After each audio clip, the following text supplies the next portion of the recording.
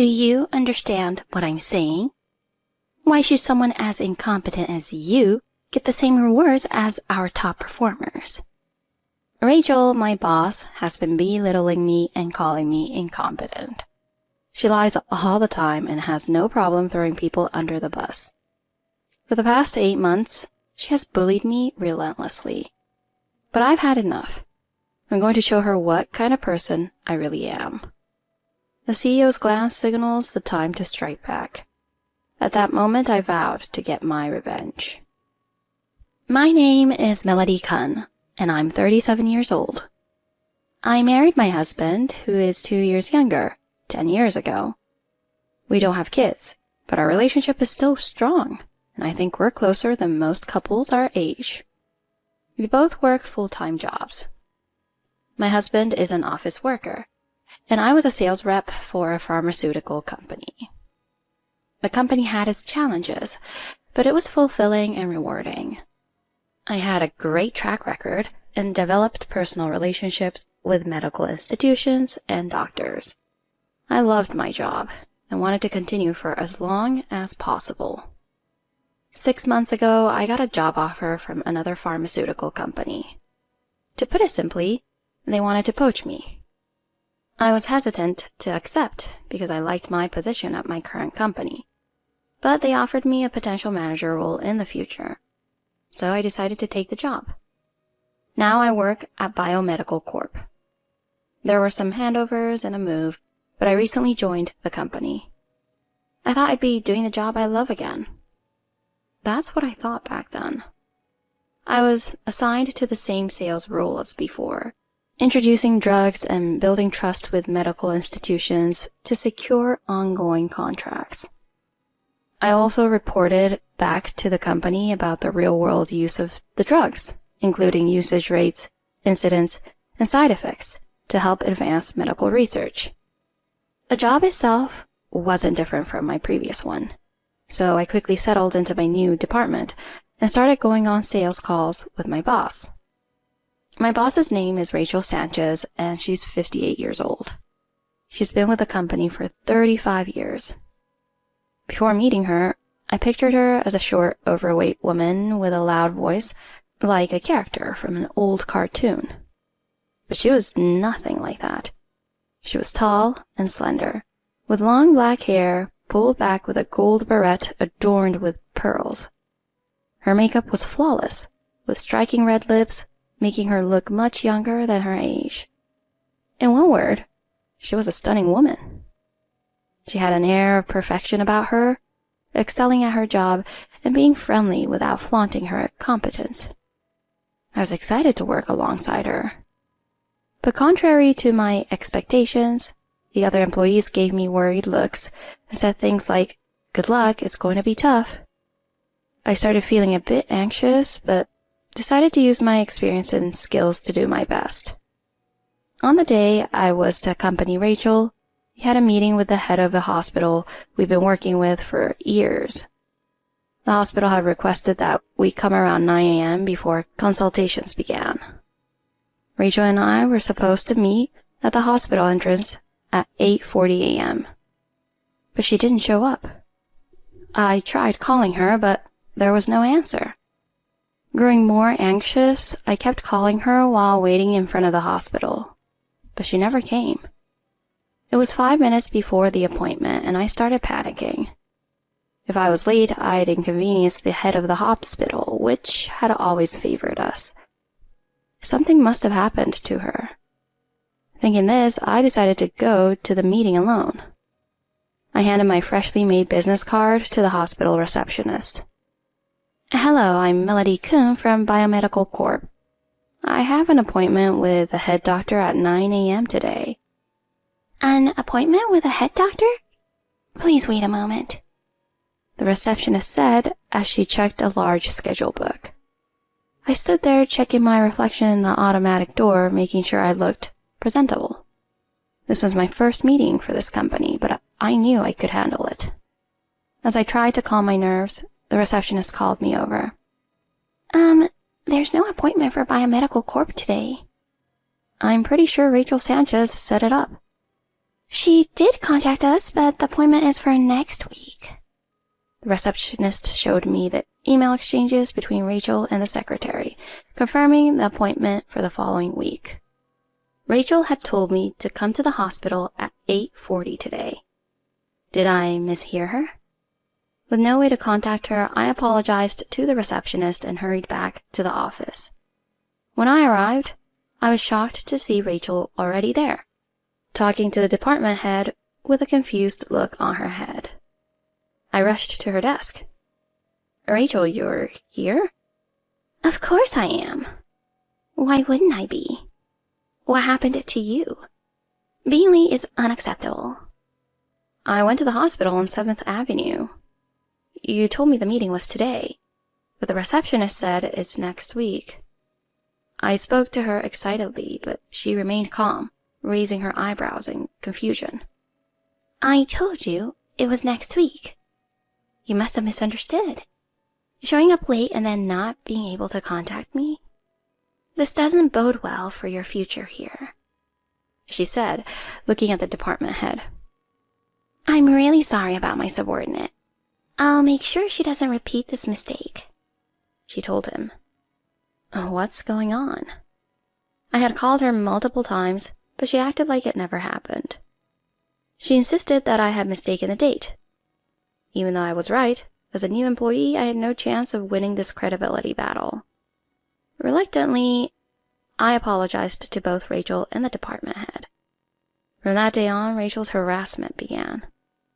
She'd give me misleading information, and when I acted on it, it would turn out to be false, making me look bad in front of the department head.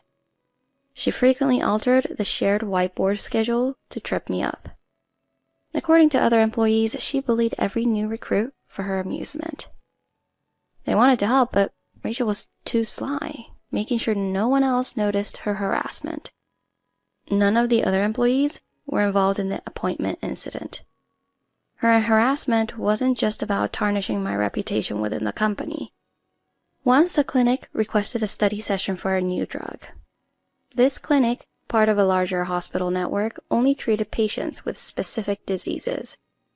They wanted to learn about a new drug my company was selling, which could significantly impact future treatments.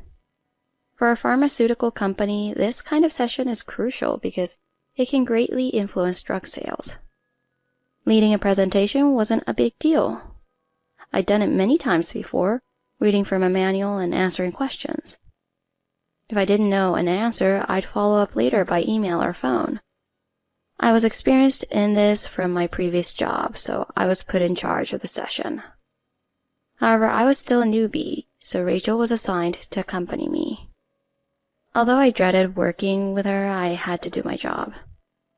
I trusted that Rachel wouldn't mess with the medical staff.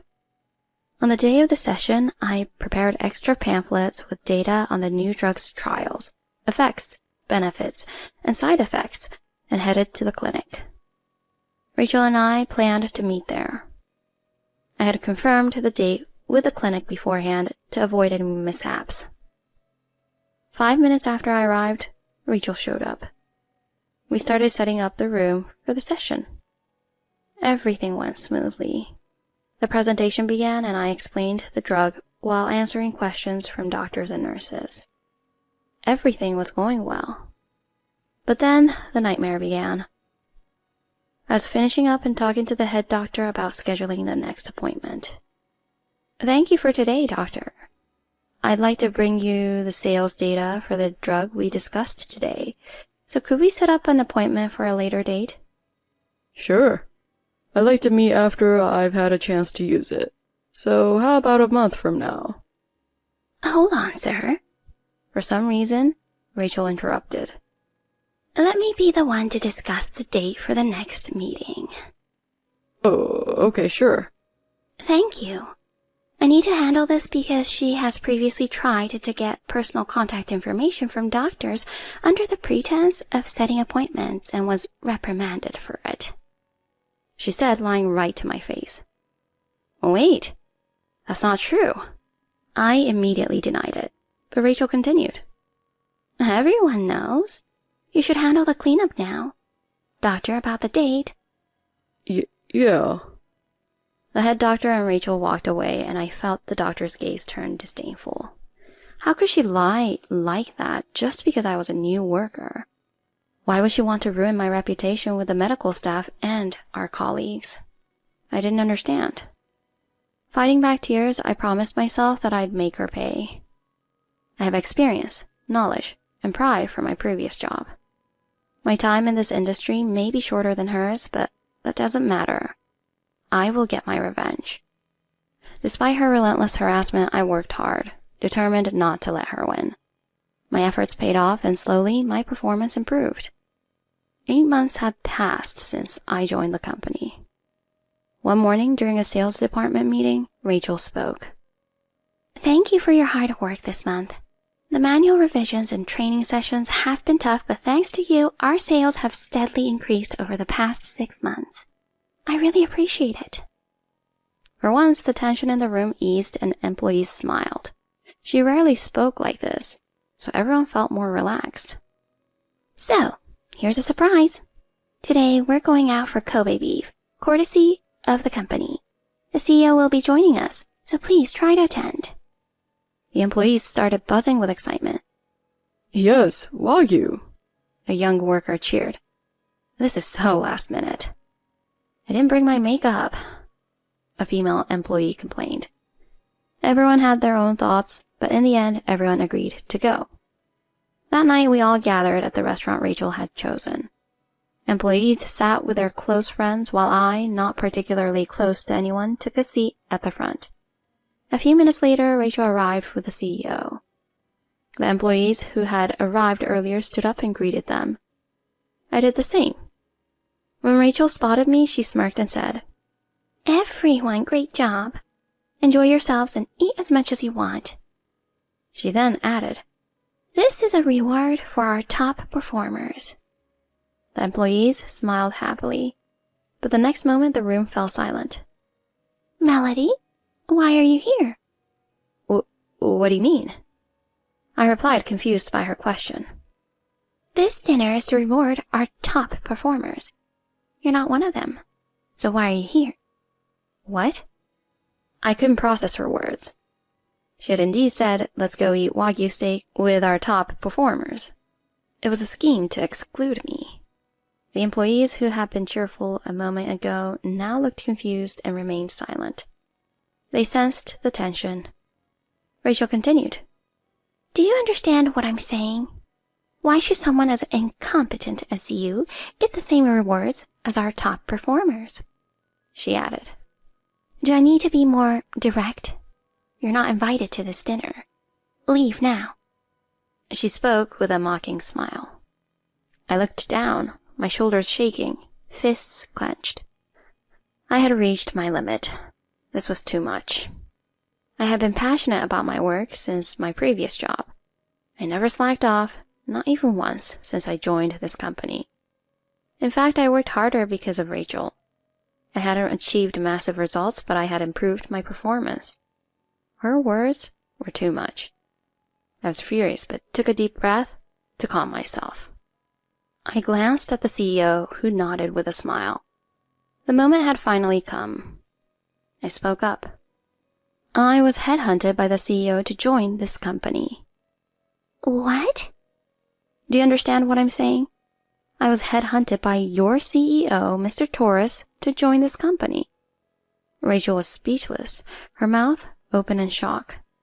The employees started murmuring, No way, and Seriously? Do you know what headhunting means? It means I was recruited. Recruited? What are you talking about? Why would someone like you be recruited? She asked, still in disbelief. I decided to explain. I was brought here to improve the company's performance.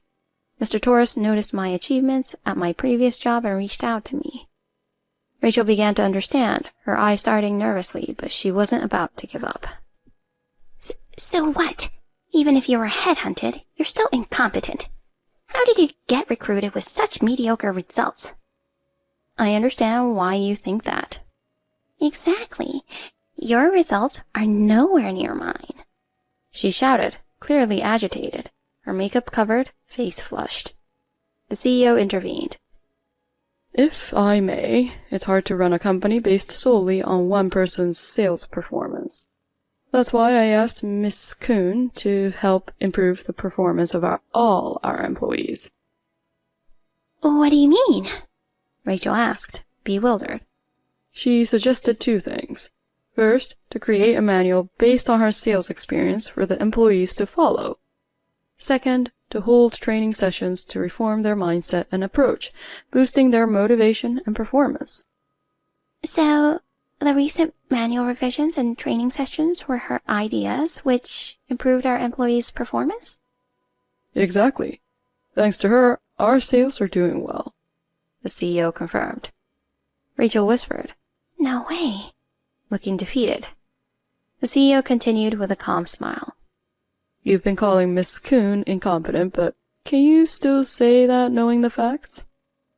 Rachel muttered to herself, losing her composure. She no longer had the composure she had before. However, whether out of pride or something else, she still tried to argue back. Even if what you're saying is true, her personal sales haven't improved. She can train others, but if she's incompetent herself, it's not convincing. She was determined to label me as incompetent. I had no idea why she held such a grudge against me. The CEO continued. Miss Kuhn's job isn't just to improve her own sales. Her role is to boost the company's overall sales. Rachel, still trying to undermine me, said, From my perspective as her superior, her work attitude is unacceptable. Desperately trying to bring me down, she was met with the CEO's final blow. Miss Kuhn is set to become an area manager soon. She'll be your superior. I'm sorry? Why would someone incompetent be my boss? You still don't get it, do you? She's not just an employee. She was brought here because we asked her to. It's only natural we give her a suitable position. Frankly, she is far superior to you. The CEO concluded. Rachel was left speechless, unable to argue further. The dinner at the fancy steakhouse was cancelled. As we had only reserved seats, for the exact number of people, the cancellation fee wasn't too high. Defeated, Rachel silently took a taxi and left. She took 2 weeks off work. When she returned, she was unkempt, with messy hair and shabby clothes. She was banned from visiting medical institutions due to her appearance and demeanor, and many clients requested a change in their representative. She muttered to herself constantly, unsettling everyone. Eventually, she grabbed an innocent employee, accusing them of bad-mouthing her, and assaulted them. The police were called, and she was arrested on the spot. Even as she was taken away, she shouted, I'm the best! She was dismissed from her job and is now awaiting trial in custody. 2 years have passed since then. I successfully contributed to the company's growth and became an area manager. I now oversee medical institutions in my area and support our employees. I'm well respected in the company, and like my previous job, I've created a great work environment. I'm grateful for my job and want to continue doing what I love. With this in mind, I continue to work hard every day.